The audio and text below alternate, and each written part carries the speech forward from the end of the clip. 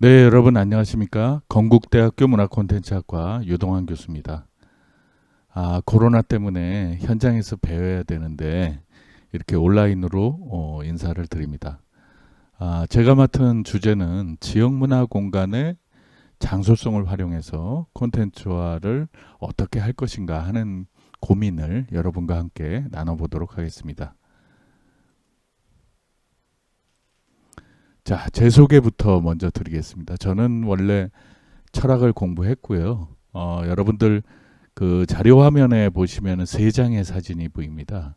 제 연구 분야 중에 여러분들 오른쪽 위 보시면은 석굴암 안에서 석굴암에 대해서 또는 이 석굴암 안에 들어있는 본전불 뭐 여러 가지 그 건축적인 요소, 문화재적인 요소를 조사하고 이 조사한 정보를 보존과 활용에 사용하는 디지털 헤리티지 분야를 공부하고 있고요. 왼쪽 그림을 보시면 광주의 아시아문화전당 어린이 전시관 1층입니다.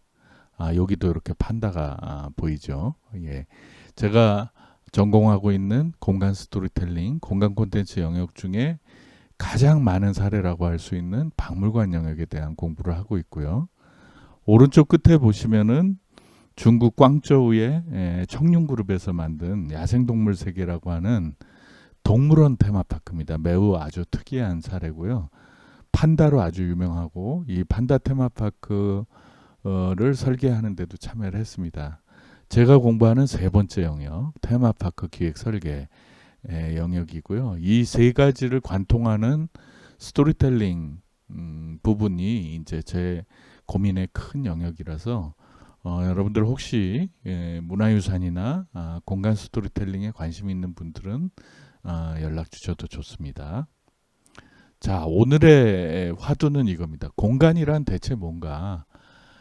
그리고 이 공간이라고 부를 때와 장소라고 부를 때 그 장소성이란 대체 무엇인가? 그리고 장소성을 가장 많이 간직하고 있는 도시라고 하는 것에서 우리는 공간 콘텐츠 원리를 찾아내고요.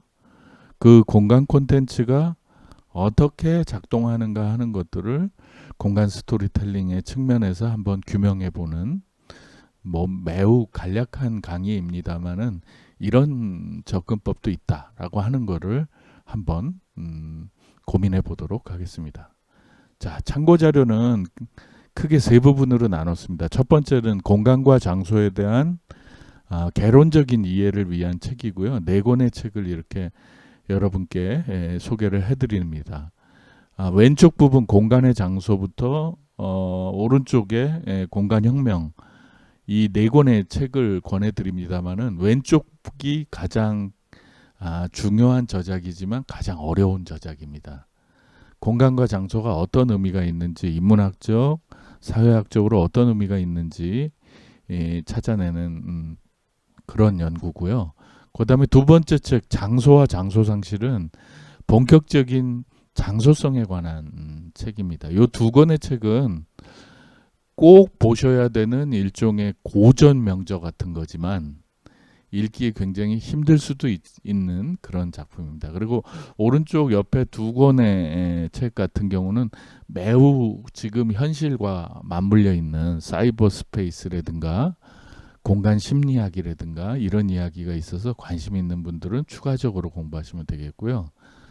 자, 그 다음에는 이제 오래된 공간이 인간들에게 어떤 영향을 미치는지, 대체 지구인들, 바로 우리들은 어떤 건축 공간에 관심을 갖고 있는지, 인공적인 이런 장소를 어떻게 만들었는지 하는 공부를 위한 개론서들이거든요. 그래서 왼쪽에는 서양 건축사 또는 서양 고성에 관한 책을 추천해 드리고요. 오른쪽에는 이제 한국 건축사, 한국 읍성에 관한 책입니다. 한번 일독해 보시죠.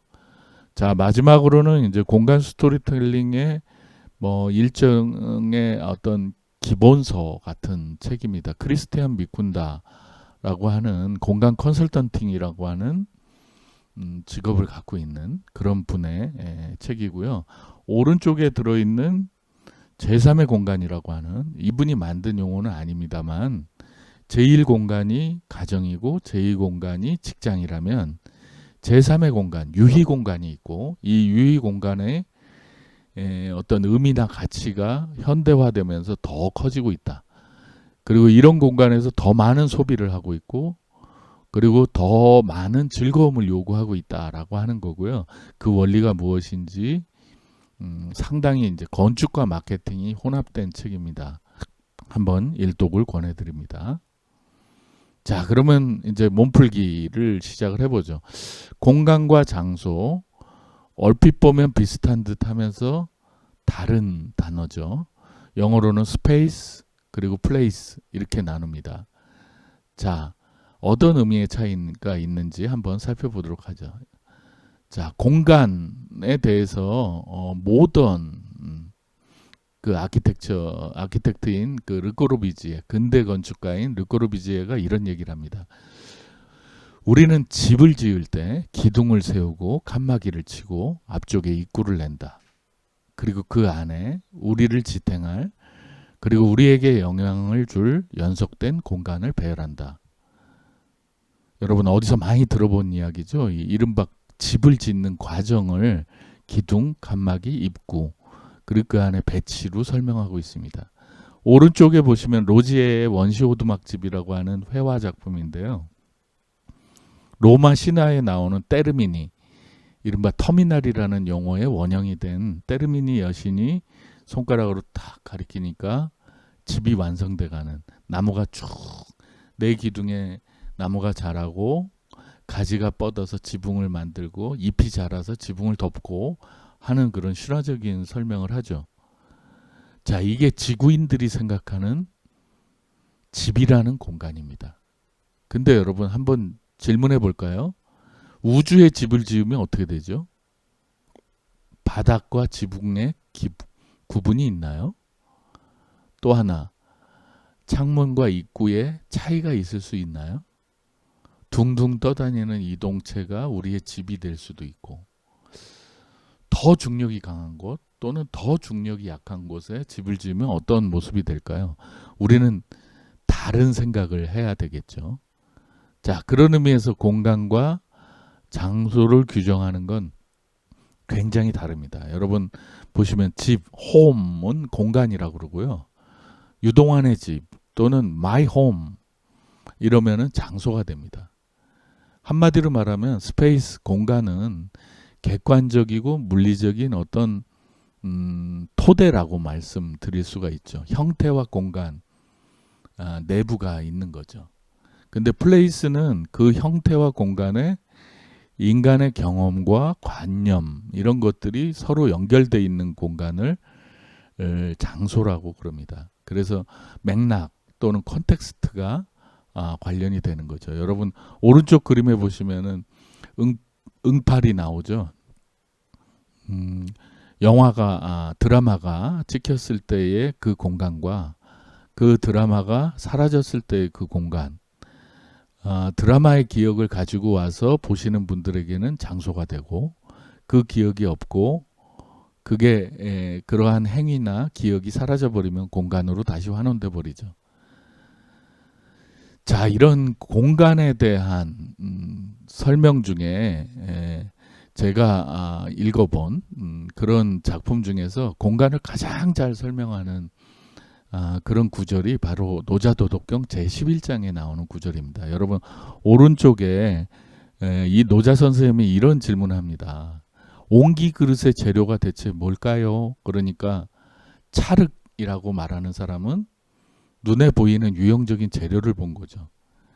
근데 여러분 찰흙이라고 해서 찰흙이 그대로 있으면 옹기 그릇이 되나요? 사실은 굉장히 많은 공정과 과정, 솜씨가 더해지고 플러스 알파 뭐가 더해지죠? 그릇의 모양에 따라서 안에 비어있는 형태가 결정이 돼야 그 옹기 그릇이 다완, 찻그릇이 될 수도 있고 국그릇이 될 수도 있고 그렇겠죠. 자, 오른쪽에 아주 멋들어진 선비의 방이 보입니다. 이 방의 재료 대체 뭘까요? 목조주택이니까 나무가 들어가고 흙을 일종의 본드로 사용했고 한지로다가 마감을 했죠. 등등등등. 근데 한지와 나무와 흙과 이런 것들을 마당에 잔뜩 쌓아 놓으면 선비의 방이 되나요? 이 노자도덕경에서는 이 선비의 방의 가장 큰 재료는 이 안에 이렇게 네모난 비어 있음. 여기서 출발한다는 거죠. 그러면 어떤 게 더 본질적인가? 노자는 이렇게 보는 겁니다. 텅 비어 있는 이 공간이 그걸 지탱하고 있는 재료들보다 더 중요할 수 있다. 이런 얘기죠. 사실은 공간의 가장 큰 특징은 비어 있음에 있다 하는 가르침이죠. 자, 그리고 공간에 또 하나 중요한 결정 요소가 시간입니다. 여러분 선사부터 현대까지의 시간에 한반도라는 공간을 연결시키면 어떻게 되죠? 거기서 발생하는 사건들이 다 모여서 역사가 됩니다. 근데 여러분 수도 서울을 기본 축으로 하고 거기에 선사시대부터 현재까지의 시간을 연결하면 어떻게 되죠? 기억이 계속 쌓이는 장소가 됩니다. 그걸 우리는 특별히 뭐라고 부르냐면 도시라고 부릅니다. 이런 것처럼 사건이 순차 배열되면 시간이 되고요. 사건이 동시적으로 배열되면 공간이 됩니다. 자, 그러면 그 다음에 장소 이야기를 해보죠. 장소는 결정적으로 시간하고 관련되어 있습니다. 이게 어떤 옛날의 켜들이 일종의 레이어들이 쌓이고 쌓여서 장소가 됩니다. 근데 그게 자연스럽게 현재까지 이어지는 그런 터는 유기체적인 도시라고 그럽니다. 장소성이 보존되어 있는. 왼쪽 그림에 보이는 이 도시 괜찮죠? 여러분 물이 있고 숲이 있고요. 물가에 숲이 있고 여기 아마 사람들이 걸어가는 길이 포함되어 있겠죠. 그리고 사람들의 살아가고 숙식하는 공간이 있는데 도로가 가운데에 이렇게 있습니다. 이 도시의 성장 과정, 물의 생김새 이런 거에 따라서 자연스럽게 유선형 도로가 만들어지고 건축의 공간들이 이렇게 원형을 이루고 있죠. 근데 오른쪽은 어떤가요? 원래 장소였던 공간인데 이 공간을 산업단지, 아파트 단지로 만드느라고 전부 다 잘라냈습니다. 그러다 보니까 뭐가 됐죠? 네모난 바둑판 공간이 된 거죠. 자, 이걸 무기체적인 도시고요. 이렇게 잘라내는 과정 속에서 여러분 장소성은 해체됩니다. 자, 그래서 이제 왼쪽처럼 장소성을 보존하는 전략을 도시재생이라고 부르는 거죠. 원래 가지고 있던 장소성을 또는 옛켜의 기억을 살리는 방식이다라고 해서 오른쪽과 같은 방법을 도시개발이라고 부르는 거죠. 뭐 오른쪽과 같은 방법이 기여했던 바가 있죠. 여러분 현대 도시 발전에서 오른쪽과 같은 거대한 단지, 토지 이런 걸 공급할 필요성이 있었을 수도 있지만 장소성 측면에서는 정말 끝장이죠. 자, 그런 의미에서 스페이스를 플레이스로 만들고 플레이스가 다시 스페이스로 순환하는 과정이 도시의 발전과 개발 과정이라고 볼 수가 있고요. 자, 그래서 이제 스페이스는 추상적이고 빈 공간이고 개방적이고 이런 거죠. 뭔가를 채울 수 있는 움직임이 활발할 수 있는 조건들이고요. 인프라라고 할 수 있죠. 그렇다면 플레이스는 뭐냐면 어떤 장소의 가치나 이런 것들이 있어서 아주 색깔이 분명하고요. 의미가 가득 차 있는 아주 구체적인 공간들이죠. 어떤 의미에서는 여러분 콘텐츠 기획자나 지역문화 활동가가 하는 역할은 이 텅 빈 스페이스의 플레이스로 만드는 과정, 의미를 채우는 과정들이 우리들의 역할이죠. 자, 거기에 플러스 알파 요소가 있습니다. 여러분 보는 이런 그 플레이스가 되어버린 하나의 도시가 있는데 이 도시에 점점 뭐가 차여지고 있죠? 전자공간과 어떤 모바일 가상 공간이 합쳐지고 있죠. 네트워크가 깔리는 겁니다. 눈에 보이지 않는 공간이 추가가 되죠. 여러분 이 사거리에 많은 사람들이 서 있지만 휴대폰을 통해서 얼로 들어가 있죠. 뭐 카톡 속에도 들어가 있고 인스타그램으로도 올라가 있고 딴 세상 가 있는 거죠. 자, 이런 게 이제 덧붙여지고요. 자, 이런 여러 가지 공간들, 여러 가지 플레이스들이 합쳐지지만 정말 중요한 건 뭐냐면 그 사람이 느끼는 사용자 공간, 유저 익스피리언스 플레이스라고 하는 것이 있습니다. 이건 인간마다 다 다르고요. 경험에 따라 다르고 장소성을 인식한 사람들에 따라서 다 다릅니다. 여러분 생각해 보실까요? 여러분 정말 불편한 업무로다가 어떤 분을 모시고 여기 갔다. 그러면 이 바닷가 풍경이 아름다울까요? 그 시간이 진짜 엄청 긴 시간으로 느껴지겠죠. 근데 이 소년보단 나이가 많은 분이시죠. 이 청년과 이 두 남매가 손을 붙잡고 이 바다를 향해서 이렇게 쭉 걸어가면 정말 이거는 꿀 같은 시간이죠. 정말 언제 흘러갔을지 모르는 그 첫사랑의 순간이 되는 거죠. 자, 이게 공간 콘텐츠의 이상입니다. 드림인 거죠. 이런 공간을 만드는 겁니다. 이게 장소성이 콘텐츠가 되면 도달하고 싶어하는 마지막 공간이죠. 자, 그래서 여러분 보세요. 장소성이 담겨져 있는 물리적 공간이 있지만 이 공간에 전자공간과 유비쿼터스 공간이 합쳐지고 이 공간 안에 시간적인 연결성이 생겨서 스토리가 공유되면 여러분 엑스스페이스라고 부르는 익스피리언스 스페이스가 되는 거고, 이 과정을 쭉 연결하는 기획의 과정들이 공간 콘텐츠의 과정이고요. 이걸 채우는 콘텐츠들이 박물관, 테마파크, 공연, 축제 이런 것들입니다. 이른바 공간 콘텐츠, 장소성 콘텐츠라고 부르는 그런 콘텐츠죠. 자, 그러면 이제 공간과 장소의 개념에 대해서 정리를 했고요. 자, 그러면은 이제 공간 콘텐츠를 만드는 중요한 스토리텔링 원리를 아주 간단하게 한번 살펴보죠. 자, 왼쪽 이야기와 오른쪽 이야기를 빠르게 한번 읽어보시겠습니까? 옛날 옛적의 시간이죠. 성춘향과 이몽룡은 우연히 만나 캐릭터와 사건이죠. 사랑하게 되고 결혼해서 행복하게 살았습니다. 자, 오른쪽 거 볼까요? 옛날 옛적에 똑같이 once upon a time 이렇게 된 거고요. 기생의 딸 춘향이와 사또의 아들 이몽룡, 뭔가 다르죠? 왼쪽 거하고. 이게 일종의 세계관입니다. 만나면 안 되는 사람들이 서로 사랑한 거죠. 신분 차이가 보이죠? 근데 여기서 끝나는 게 아니고 신관사또 변학도의 방해로 큰 위기에 빠집니다. 자, 여러분 답은 나왔죠? 왼쪽 거보다 오른쪽 게 재밌습니다. 제가 확언합니다. 왜 그러죠? 여러분 모티프가 있어요. 갈증과 희망이 있어요. 만나면 안 되는데 만나고요. 그 다음에 막장 드라마입니다. 변학도의 방해까지. 여러분 기본적으로 스토리텔링 하면 막장 드라마를 떠올리셔야 돼요. 이 콘텐츠학과 교수가 이런 얘기 했으니까 믿어주셔야 됩니다. 자, 그래서 여러분 이게 고전 소설임에도 불구하고 현대화 과정을 통해서 근현대를 거쳐서 수없이 현대 콘텐츠로 만들어졌습니다. 1923년 하와카 교슈라고 하는 분의 첫 번째 영화를 비롯해서 그래서 55년, 61년, 68년, 76년, 2000년대까지 춘향전 스토리대로 그대로 만들어도 빅 히트. 왜 그럴까요? 원래 스토리가 가지고 있는 매력 때문이죠. 자, 근데 비틀기도 있습니다.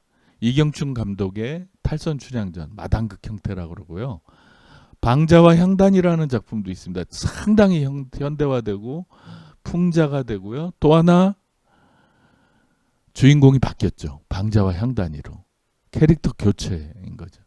2010년에 김대우 감독이 만든 방자전이 있습니다. 이거는 케이블 TV의 드라마로도 만들어졌죠. 기존 스토리를 비틀기 했습니다. 춘향전을 범하다라고 하는 카피처럼 춘향이를 원래 사랑했던 사람이 방자였다.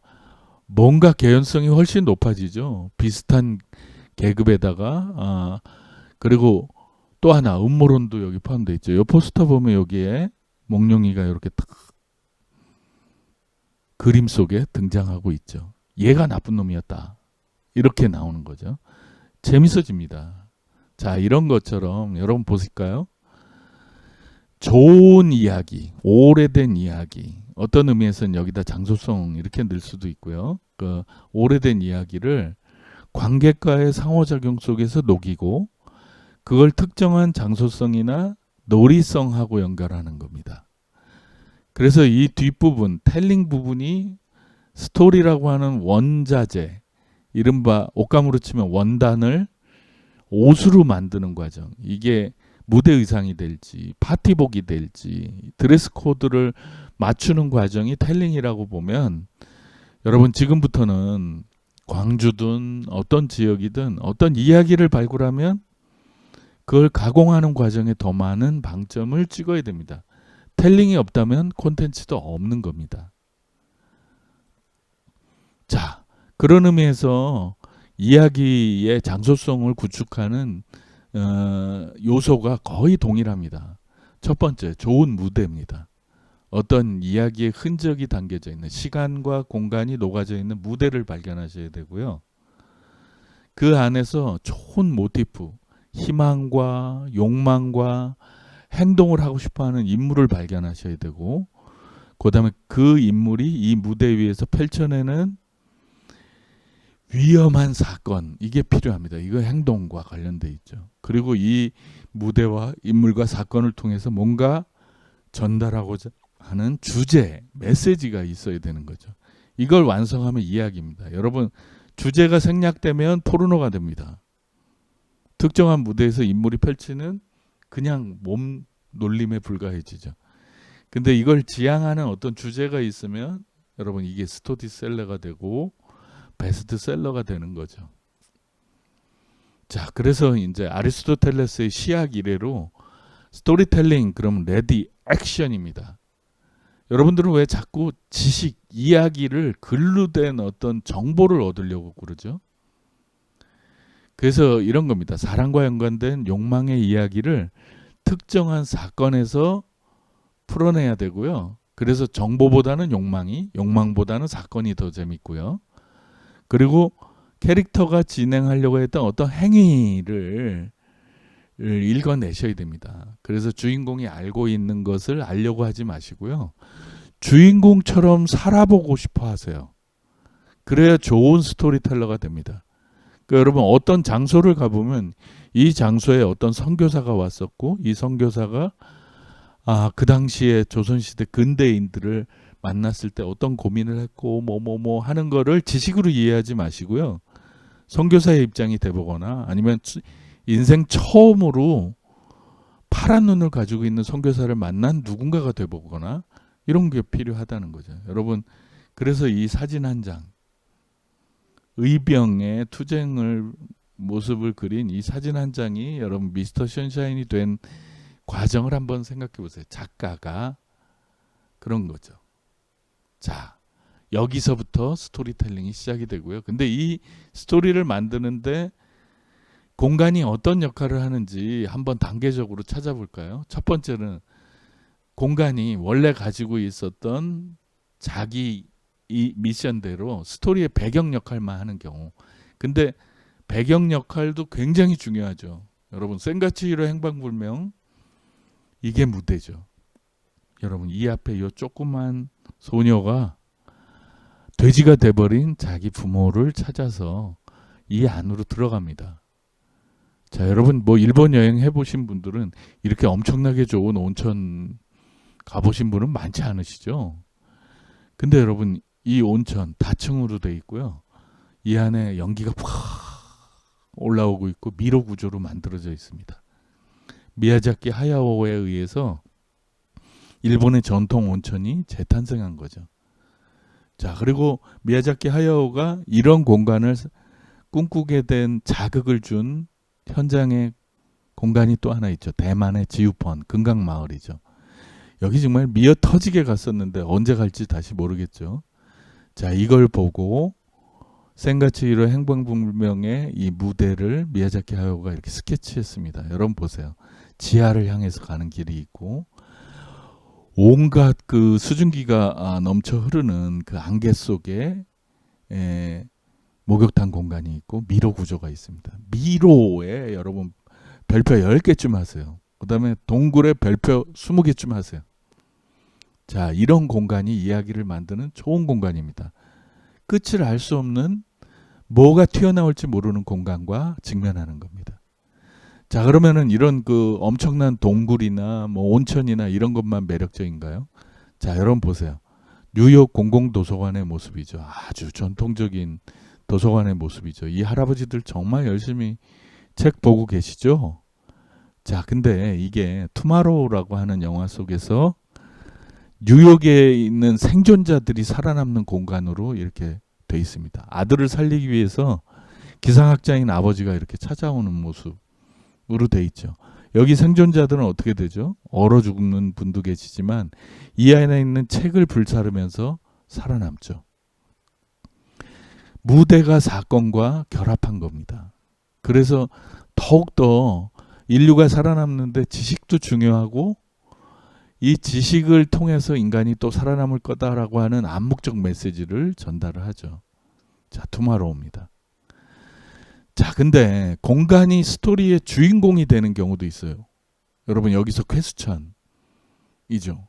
인간이라든가 인간과 비슷한 어떤 동물 캐릭터가 주인공이 된 경우는 많이 보지만 공간이? 하고 질문할 수도 있지만 여러분 하울의 움직이는 성, 자, 이런 캐릭터가 있죠. 자, 근데 이게 없었다고 생각하면 어떡할까요? 하울의 움직이는 성, 여러분 공간이 움직입니다. 참 미야자키 하야오의 중요한 차관이죠. 근데 이미 선례가 있습니다. 86년에 만든 천공의 성 라퓨타. 자, 이 장면입니다. 이 장면은 여러분 스타워즈를 비롯해서 수많은 헐리우드의 감독과 작가들, 연출가들이 찬미에 맞지 않는 시사점을 주는, 아, 공간이 주인공이 될 수 있겠구나 하는 메시지를 준 그런 장면이라고 할 수 있죠. 떠다니는 집. 제가 아까 처음에 이런 질문을 했었죠. 우주의 집을 짓는다면 이런 모습이겠죠. 자, 이런 거 어떨까요? 큐브, 정말 제가 싫어하는 영화 중에 하나입니다만은 여러분 정육면체예요. 무대라고 보기엔 너무 잔인한 공간이죠. 지금 이 X자로 되어 있는 이 4개의 육면체에 4개의 면이 있고 여기 문이 달려 있고요. 이 공간에서 다른 공간으로 육면체에서 육면체로 큐브 공간을 이동하지 않으면 죽어요. 근데 또 이걸 푸는 열쇠는 또 뭐냐면 가장 이성적인 수학의 정수를 알아맞히는 거예요. 허걸이죠. 여러분 공간 스토리텔링의 공간이 주인공이 되는 중요한 사례 중에 하나입니다. 정말 재밌습니다. 이 공간 하나만 가지고도 이 주인공들 생각나시나요? 여러분 이 큐브 공간이 주는 억압과 공포, 여기서 시작되는 거죠.